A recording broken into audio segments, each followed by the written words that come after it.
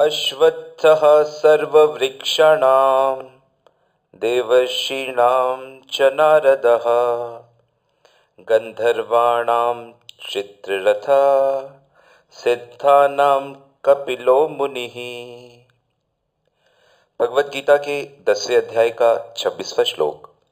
और इस श्लोक में भगवान अपनी 4 और नई विभूतियां हमें बता रहे हैं कि कैसे हम भगवान को इस संसार में जो ऐश्वर्य है, जो संसार में बहुत सी महान चीज़ें देखी जाती हैं, तो उसमें कौन भगवान को रिप्रेजेंट कर रहा है और हम कैसे भगवान को समझें, याद रखें। तो आज सबसे पहले भगवान बता रहे हैं कि मैं समस्त वृक्षों में पीपल का वृक्ष हूँ और देवऋषियों में मैं नारद हूँ, गंधर्वों में मैं चित्ररथ हूँ और सिद्ध पुरुषों में कपिल मुनि हूँ। तो आपने देखा कि पीपल का वृक्ष भगवान को रिप्रेजेंट करता है, नारद मुनि, चित्ररथ गंधर्व और सिद्धों में कपिल मुनि भगवान हैं। भगवान ये सब हमें क्यों बता रहे हैं? भगवान इसलिए बता रहे हैं कि जिस भी ऐश्वर्य की तरफ हमारा मन खींचे तो उसके टॉप में भगवान बैठे हुए हैं, उससे हमें भगवान की याद आएगी। देखिए, इस संसार में केवल 2 ही प्रकार के प्राणी हैं। एक प्राणी वो है जो शर है, यानी माया के नियंत्रण में रहते हैं, और एक प्राणी वो हैं जो माया को पार कर गए हैं, मायातीत हो गए हैं, वे महापुरुष हैं। आध्यात्मिक जगत में जितने भी जीव हैं वे सब माया के प्रभाव के परे हैं। उनके ऊपर महामाया कार्य नहीं करती, उनके ऊपर योग माया काम करती है। कई बार आप लोगों के साथ डिस्कशन हुआ है कि भगवान की 2 शक्तियां हैं, अंतरंगा बहिरंगा, या तो महामाया या योग माया।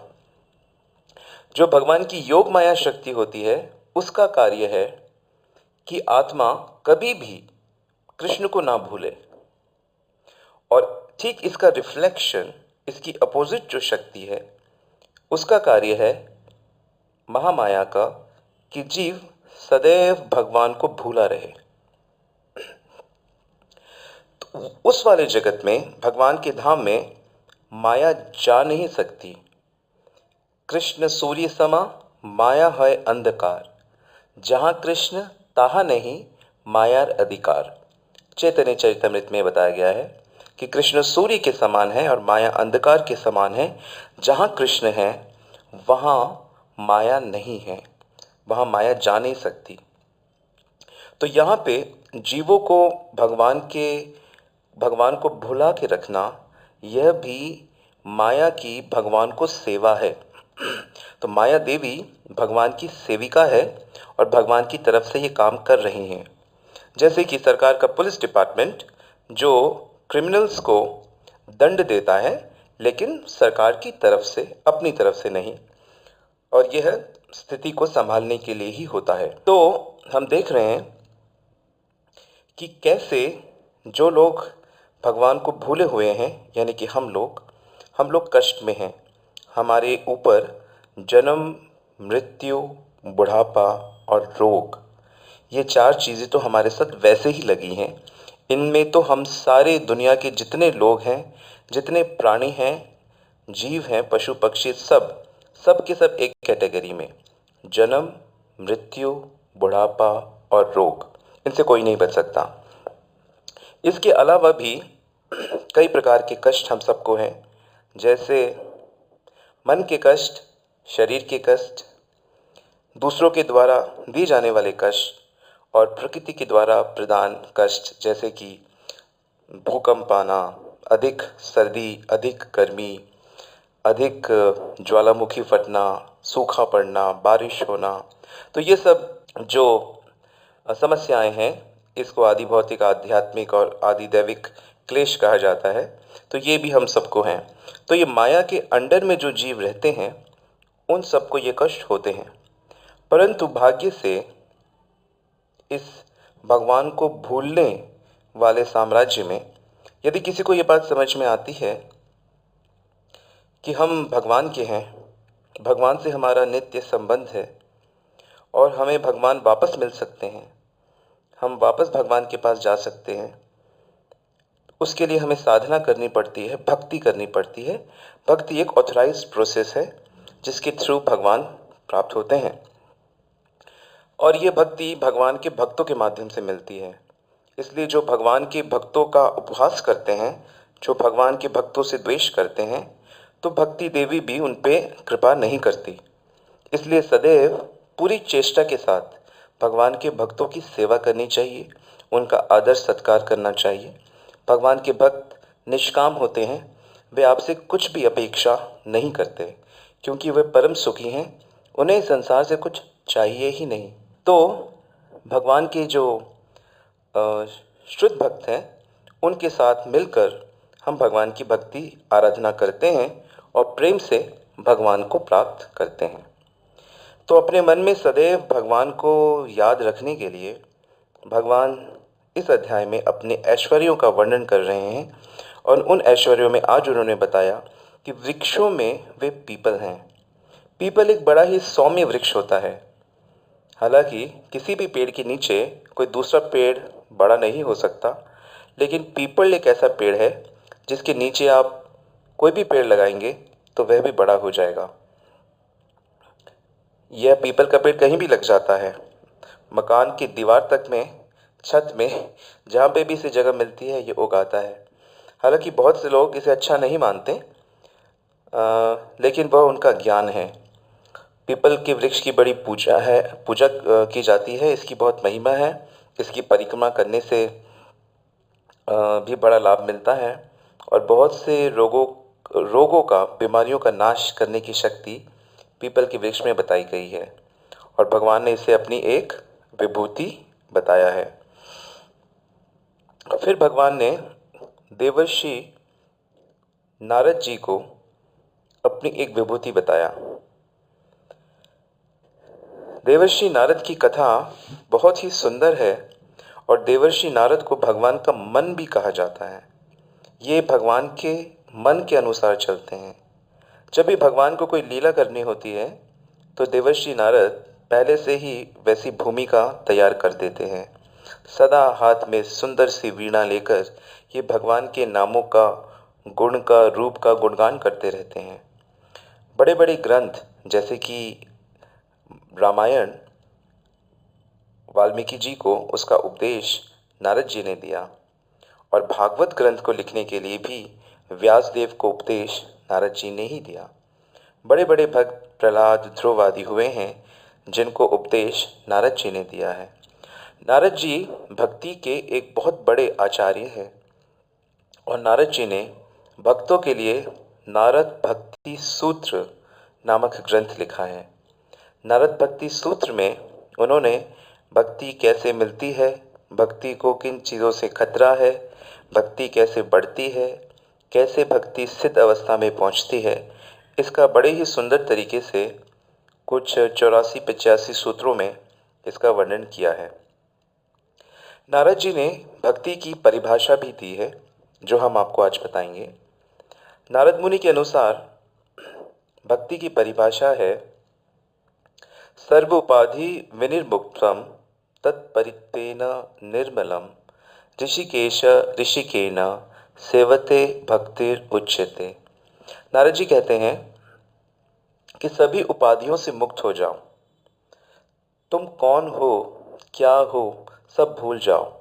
तुम पढ़े लिखे हो, तुम किसी देश के बड़े ओहदे पे हो, तुम पुरुष हो, स्त्री हो, ये सब जितनी भी डेजिग्नेशंस तुम अपनी मानते हो, तुम इसे भूल जाओ।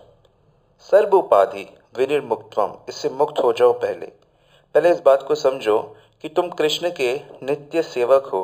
तुम मानो या ना मानो, तुम प्रकृति के नियंत्रण में हो और प्रकृति भगवान के नियंत्रण में है। तो तुम्हारी एक ही उपाधि है कि तुम कृष्ण के सेवक हो, जो बड़े भाग्य की बात है। तो हम सब कृष्ण के सेवक हैं, बाकी सब उपाधि हटा दो। तुम्हारे पास जो इंद्रियां हैं, देखने की शक्ति, सुनने की शक्ति, टच करने की शक्ति, ये सारी जो शक्तियां हैं, ये इंद्रियां जो हैं, यह ऋषिकेश की हैं। ऋषिकेश अर्थात इंद्रियों के स्वामी। ये इंद्रियां हमें भगवान ने दी हैं। तो इन इंद्रियों से भगवान को प्रसन्न करने की, भगवान की सेवा जो की जाती है, उसको भक्ति कहते हैं, किसी भी अपेक्षा के रहित। तो अपनी इंद्रियों से भगवान की सेवा करना, भगवान को प्रसन्न करने की चेष्टा करना, इस भाव से कि हम उनके सेवक हैं, यह भक्ति होती है। सेवनम भक्ति उच्यते। तो ये परिभाषा भक्ति की है, यह नारद जी ने दी है। तो जीव को क्या करना है? आँख का कार्य देखना होता है, तो भगवान को देखना मतलब आँख से भगवान की सेवा करना। कान का कार्य सुनना होता है, तो कृष्ण विषय कथा सुनना, कृष्ण का नाम सुनना, ये कान से कृष्ण की सेवा है। जिह्वा का कार्य बोलना और रस लेना होता है, तो वही भोजन ग्रहण करना जो कृष्ण को अर्पित है, और प्रसाद रूप से उसे ग्रहण करने को जिह्वा से भगवान की सेवा बन जाती है। जिह्वा का कार्य बोलना है, तो भगवान के विषय में बोलना और भगवान के विषय में का नाम जप करना, ये इसमें जिह्वा से भगवान की सेवा हो जाती है। भगवान के विग्रह को स्पर्श करना, भगवान की मंदिर को साफ करना, भगवान के भक्तों को छूना, इससे त्वचा से भगवान की सेवा हो जाती है। भगवान को अर्पित पुष्प गंध को अपने नाकों से सूंघना, इससे नासिका से भगवान की सेवा हो जाती है। और सदैव भगवान का चिंतन करना और भगवान के पद पे ही आगे बढ़ना है, इस प्रकार की बुद्धि के डिसीजन से मन और बुद्धि से भगवान की सेवा हो जाती है। और मैं भगवान का नित्य दास हूँ, मैं और कुछ नहीं हूँ, इस प्रकार से अहंकार से भी भगवान की सेवा हो जाती है। तो अपनी इंद्रियों से इस प्रकार हम भगवान की सेवा कर सकते हैं। फिर भगवान ने बताया कि गंधर्वों में मैं चित्ररथ हूँ। चित्ररथ स्वर्ग के गायक हैं, और स्वर्ग लोक के भी कई पार्ट्स होते हैं, जिसमें एक गंधर्व लोक होता है, जहाँ पे अप्सराएं और महान गायक और बड़े सुंदर पुरुष रहते हैं। इन सब में चित्ररथ मुख्य हैं। जब अर्जुन स्वर्ग गए थे, तो इन्हीं चित्ररथ से अर्जुन ने गाना और बजाना इसकी शिक्षा ली थी, और भगवान ने चित्ररथ को अपनी एक विभूति बताया है। फिर भगवान बता रहे हैं कि सिद्धों में मैं कपिल हूँ। माता देवहूति और कर्दम मुनि के कई संतानें हुई, जिसमें पहले तो कई बेटियां हुई, और अंत में उनके एक पुत्र हुआ जो कपिल देव के नाम से विख्यात है। इनका वर्णन भागवत के 3रे स्कंद में आता है। वैसे तो 2 प्रकार के सिद्ध होते हैं, एक वो होते हैं जो साधन करके सिद्ध बनते हैं, और एक वो जो जन्म से ही सिद्ध होते हैं। तो कपिल मुनि जन्म से ही सिद्ध हैं, और कपिल मुनि ने अपनी माँ देवहूति को भगवान की भक्ति कैसे करनी है, इस विषय में कई बहुत विस्तृत व्याख्या प्रवचन भागवत में दिया है, जिसे आप लोग पढ़ सकते हैं। इसके अलावा भी बहुत बाद में एक और कपिल हमारे देश में हुए हैं, लेकिन उन्होंने नास्तिकतावाद को फैलाया है, तो यहाँ उन कपिल से सावधान रहने की आवश्यकता है। और कपिल मुनि जो सिद्ध हैं, उन्होंने सांख्य फिलॉसफी के माध्यम से भक्ति को फैलाया है, जिसका वर्णन भागवत में दिया गया है। तो इस प्रकार भगवान अपनी 4 विभूतियों के विषय में यहाँ बताते हैं कि वृक्षों में मैं पीपल हूँ। जब भी आप पीपल का वृक्ष देखें, हालांकि सारे वृक्ष ही भगवान की छटाएं हैं, परंतु पीपल का वृक्ष विशेष है, और ऐसा कहा जाता है कि पीपल का वृक्ष कई गुना ऑक्सीजन भी अपने रेसिप्रोकेट करते हैं, कार्बन डाइऑक्साइड को बदलते हैं बहुत ज़्यादा। तो पीपल जब भी देखें तो भगवान का स्मरण होना चाहिए, और इसी भावना से हमारे देश में तो पीपल की बहुत पूजा होती है। तो आप ध्यान रखें कि वह कृष्ण ही खड़े हैं वृक्ष रूप से। इसी प्रकार नारद मुनि भगवान के रिप्रेजेंटेटिव हैं, भगवान ही हैं, और चित्ररथ और कपिल मुनि। तो अब आगे हम लोग भगवान के और जो ऐश्वर्य हैं उसके विषय में कल के श्लोक में सुनेंगे। हरे कृष्ण।